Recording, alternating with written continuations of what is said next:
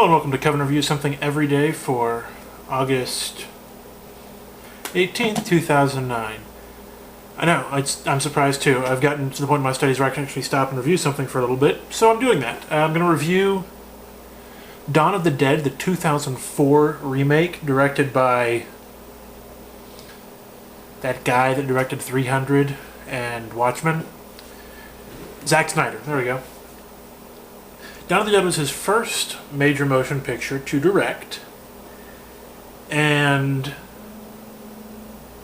possibly his best. It's a good movie. You don't want to compare it to the original Dawn of the Dead by George Romero because that is a classic zombie film, whereas this one is not. Zack Snyder made a good zombie film, but certainly something that would be considered a classic. It's somewhat similar to the original in that it involves people trapped in a mall surrounded by zombies and their eventual escape. Whereas the original Dawn of the Dead was sort of an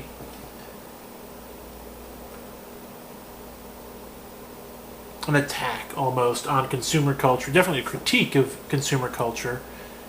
This new Dawn of the Dead is about zombies. Fast zombies running and biting and killing. Which, I take issue with fast zombies generally, just because that's not part of their mystique. They're overwhelming because of their numbers, not because of their abilities. The fact that when you die you become a zombie, that makes it, dangerous. That's bad. But that's kind of gone by the wayside in a lot of more recent zombie films, much to my chagrin, actually. But it's alright. Some good action sequences, some decent character character building. Not a lot. I couldn't tell you a single character's name. Nope, can't. I'm thinking. I watched it a couple days ago, but even then, I'd think I'd be able to remember one of them. Andy.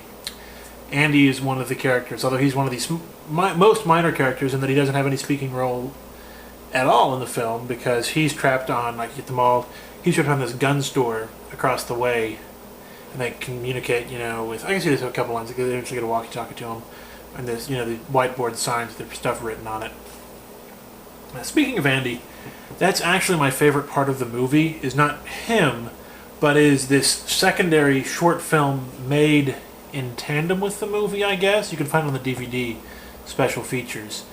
But it's The Lost Tapes, Andy's Last Days, or something like that. And it's basically a video journal, not unlike this one, with Andy trapped by himself in this gun store and kind of just chronicling what's happening to him.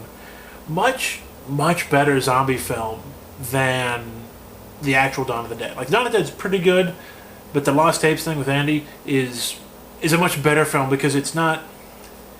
It's straightforward. It's it uses the medium. Blair Witch, Cloverfield. They've all done that before. Although Cloverfield is much later than Dawn of the Dead remake, but it works better. All you see is the single set of Andy's room, and the occasional intercut flashback. It's not actually intercut. It's the tape cuts to his little girl and his wife.